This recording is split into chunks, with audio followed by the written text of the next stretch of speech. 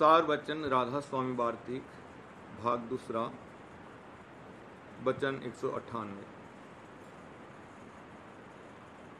संतों के दरबार में कोई कायदा खास सिवा भजन और सत्संग का मुकर्रर नहीं है और न संत किसी पर जबरदस्ती करते हैं, सिर्फ वचन सुनाकर दुरुस्ती करते हैं।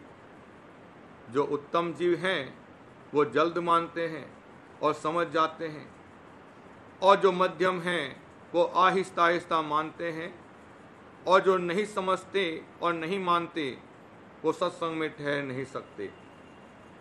पर सत्संग योग को मुनासिब है कि किसी से ईर्ष्या न करे और न ये इरादा करें कि या तो हमारे अनुसार हर कोई बरते और नहीं तो चला जावे, क्योंकि चले जाने में उसका नुकसान है और सत्संगी का कुछ फायदा नहीं। और जो वो सत्संग में पड़ा रहा तो एक रोज समझते समझते समझ जाएगा और फिर सबके अनुसार बरतने भी लगेगा। वचन 199। भक्तिवान पुत्री बेहतर है साकित पुत्र से, क्योंकि भक्तिवान स्त्री दोनों कुलों का उद्धार करेगी और साकित पुत्र दोनों का आकाश करेगा। इस वास्ते बड़भागी वही कुल है कि जिसमें पुत्र या पुत्री भक्तिवान पैदा होवे। जिस कुल में एक भक्त पैदा होवे उसके अष्ट कुलों का उद्धार होता है, और साकित चाहे जितने होवे वो नरक में ले जावेंगे। वचन 200। जबकि जीव सतगुरु के स्थूल स्वरूप को, जो कि उन्होंने वास्ते उद्धार जीवों के धारण किया है, नहीं पहचान सकता है, तो सूक्ष्म रूप को कैसे पहचानेगा। सो सिवाय गुरुमुख के और किसी को पूरी पहचान नहीं आवेगी। जैसे पारस के संग जब लोहा मिलता है सोना हो जाता है, पर और कोई धातु सोना नहीं हो सकती। और जीवों का ये हाल है कि गुरुमुख होना तो चाहते हैं, पर गुरु भक्ति जैसी की चाहिए नहीं करते। इस वास्ते चाहिए कि सतगुरु वक्त की भली प्रकार भक्ति करें तो आहिस्ता आहिस्ता गुरुमुख बन जाएंगे। कोई मूर्ख जीव ये कहते हैं कि सतगुरु पूरे हम जब जाने जब किसी को सतगुरु बनाया होवे। अब ख्याल करो कि जो किसी को सतगुरु बनाया भी होगा तो उनको उससे क्या हासिल होगा। जो वो आप सतगुरु बना चाहें तो सतगुरु भक्ति करें, तब आप देख लेंगे। सो भक्ति तो बनती नहीं है, वृथा नरदेही गंवाते हैं। पर इसमें भी मौज है, क्योंकि जो सब गुरुमुख हो जावें तो संसार की रचना कैसे रहे। वचन 201। भेख और ब्राह्मण का संसार में आदर है, पर इनको बड़ा वही जानते हैं जो परमार्थ की चाह नहीं रखते, क्योंकि वो जुक्ति जिससे जीव अपने निज स्थान को पावे इनके पास नहीं है। उन्होंने तो भेख और विद्या केवल स्वार्थ के लिए हासिल की है। जो जीव की दर्दी परमार्थ का है उसके चित्त में इन दोनों का आदर नहीं रहेगा, चाहे बाहर से वो इनकी खातिरदारी कर दे और धन भी दे दे, पर मन उनको नहीं दे सकता। इस वास्ते पंडित और भेख को चाहिए कि ऐसे लोगों के यानी सच्चे परमार्थियों के सत्संग में न जावें, और जो जावें तो कपट न करे, क्योंकि उनके रूबरू पाखंड और कपट की बातें पेश नहीं जावेंगी। वहां सचोटी से बरतना चाहिए तो कुछ हासिल भी होगा, नहीं तो अपना निरादर करावेंगे। और जहां की संत आप प्रगट हैं और उनका दरबार लगता है, वहां जाकर झूठी और कपट की बातें बनानी अपनी कुगत करानी है। क्योंकि संत तो समर्थ हैं, वो बर्दाश्त कर लेते हैं, पर उनके जो सत्संगी हैं उनसे बर्दाश्त नहीं होती है। वो उनकी कपट को खोल देते हैं, क्योंकि उस सत्संग में रात दिन सच्चे की छांट होती रहती है। वहां कपटी और पाखंडी का कैसे गुजारा हो सकता है। वचन 202। ईश्वर के दरबार के दरबानी ब्रह्मा, विष्णु और महादेव हैं, और संत सदगुरु के दरबार के दरबानी उनके सेवक हैं और इनका दर्जा इतना ऊंचा है कि ब्रह्मा, विष्णु और महादेव और खुद ईश्वर जो उनका मालिक है संतों के सेवकों को रोक नहीं सकते और न उसका मुकाबला कर सकते हैं, क्योंकि संत सबसे बड़े हैं और इस वास्ते उनके सेवकों को भी वो दर्जा मिलता है कि जिसकी बराबरी ईश्वर और देवता नहीं कर सकते। वचन 203। संत के वचन का अर्थ संत ही खूब कर सकते हैं और किसी की ताकत नहीं है कि उनकी वाणी का अर्थ कर सके।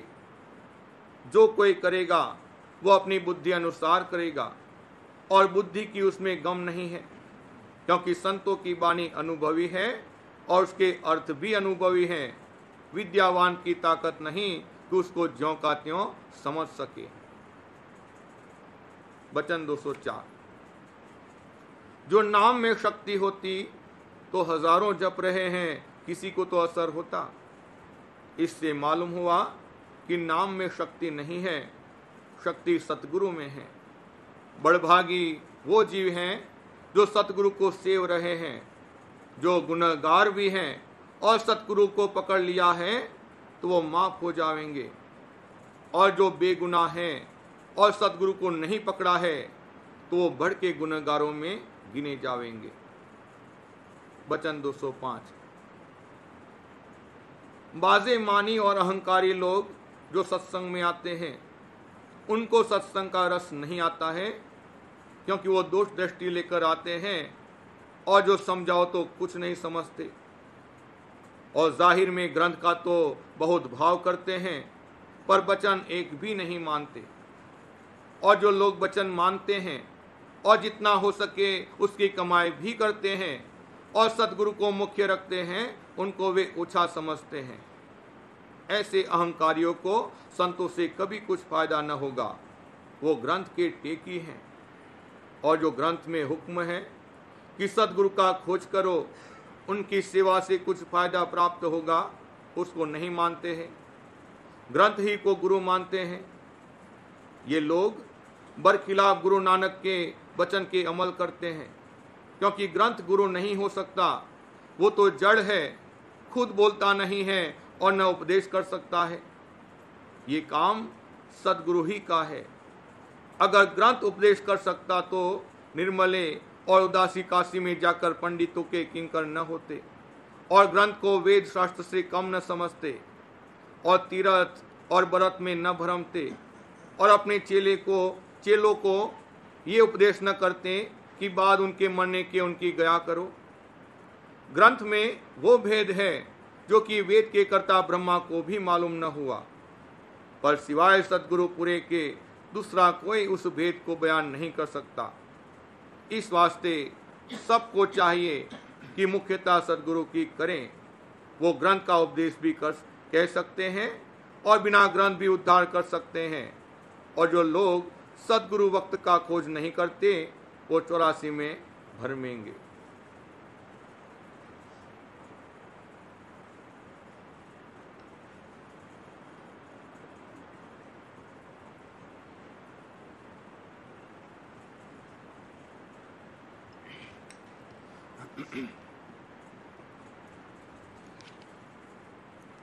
बचन बाबूजी महाराज, पहला भाग, बचन 51, इलाहाबाद, 4 जनवरी 1932। परमार्थियों की किस्म ही निराली है। उनके नुक्ते निगाह में बमुकाबले संसारियों के बड़ा फर्क रहता है। उनका स्वभाव बड़ा सरल होता है और जो बात उनसे कही जावे उस पर यकीन कर लेते हैं, लेकिन वो दुनिया के कारोबार पर कतई भरोसा नहीं रखते। वो रिश्तेदारों और व्यवहारियों के एहसान में इस तरह नहीं बंध जाते कि उन पर कोई हक जमा सके। परमार्थियों की किस्म ही निराली है। उनकी चाल ढाल में कोई न कोई बात अनोखी रहती है। गो साधारण तौर पर वो दुनियादारों में ही रहते बसते हैं, लेकिन उनके व्यवहार में कुछ न कुछ निराली बात जरूर रहती है। निराली इन मानियों में कि संसारी जीव किसी काम को किसी घाट से देखता है और भक्तजन उसी को और घाट से। उसकी वृत्ति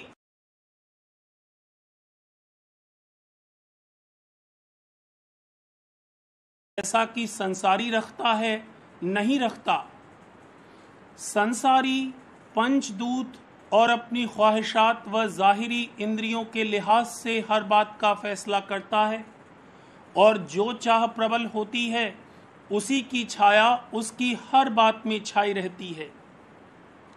भक्तजन के नुक्ते निगाह में बमुकाबले संसारी के बड़ा फर्क रहता है। परमार्थी का स्वभाव बड़ा सरल होता है। उससे जो बात कही जावे उसको सही समझता है और जल्द उस पर यकीन कर लेता है। संत महात्मा भी मामूली तौर पर आम जीवों ही की तरह बरतते हैं।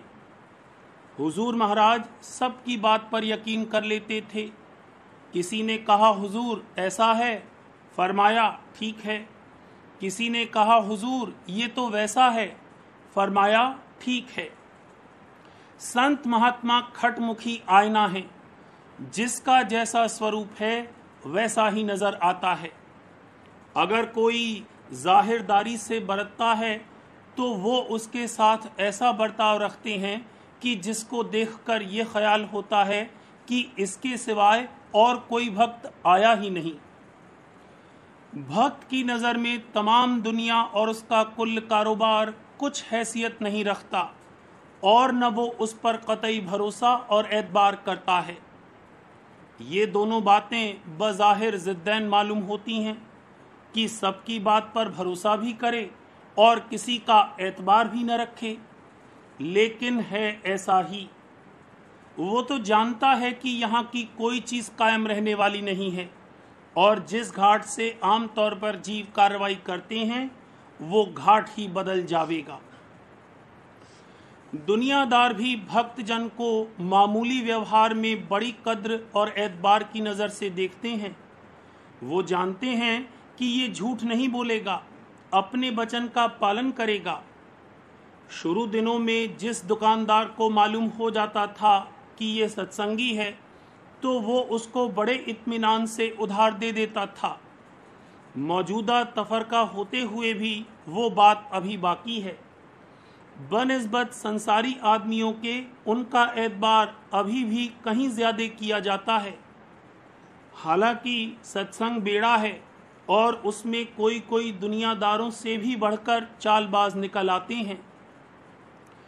लोग ये तो खूब समझते हैं कि ये अपने फ़ायदे के लिए हमको धोखा नहीं देगा और न सतावेगा, मगर इसके साथ ही वो ये भी समझते हैं कि ये हमारे बस का नहीं है, हमारा काबू इस पर नहीं चल सकता, हमारी किसी नामुनासिब बात में ये हमारा साथ नहीं देगा, या जहाँ परमार्थ का हर्ज होता है ये हमसे छिटक कर सब पटक कर तुरंत अलहदा हो रहेगा।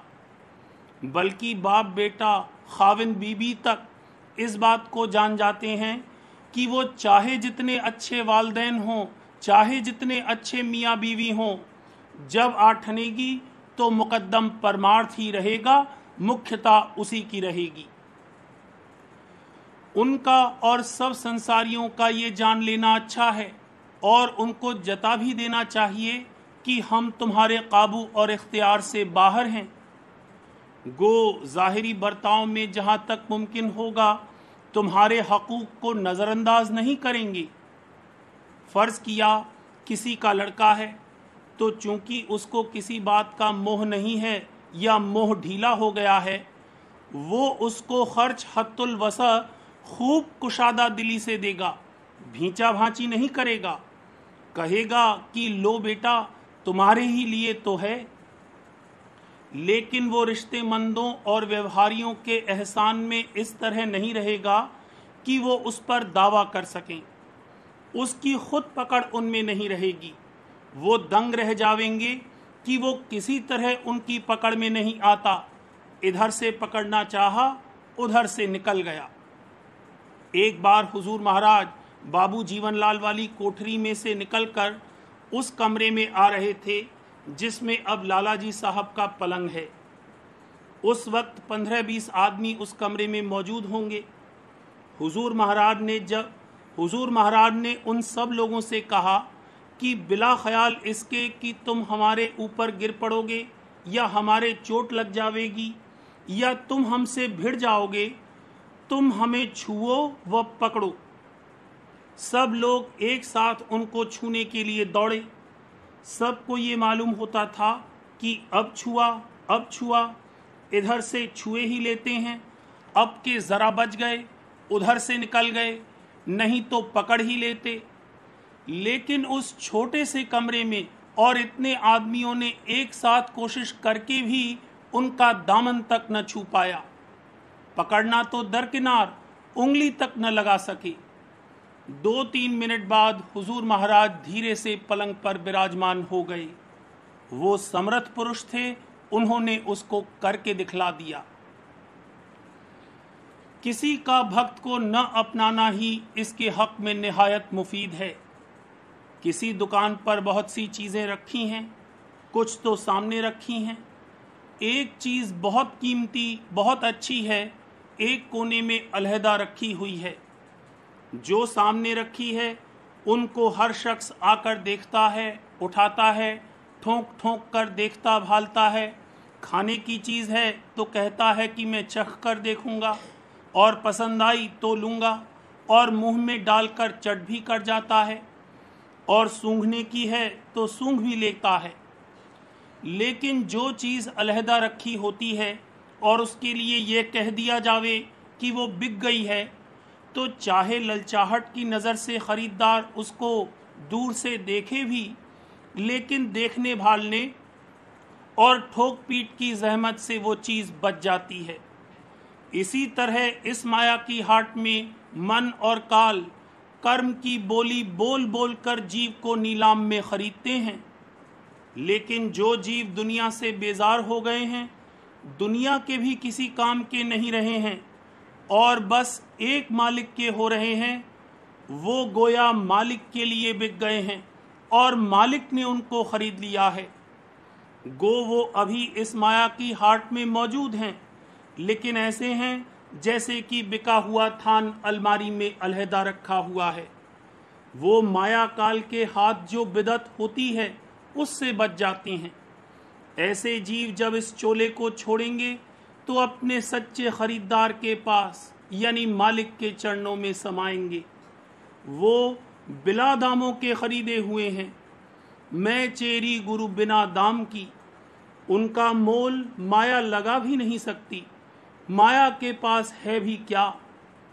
वो मालिक की अंश हैं, मालिक से जो सबकी जान है उनकी जान परवरिश पाती है।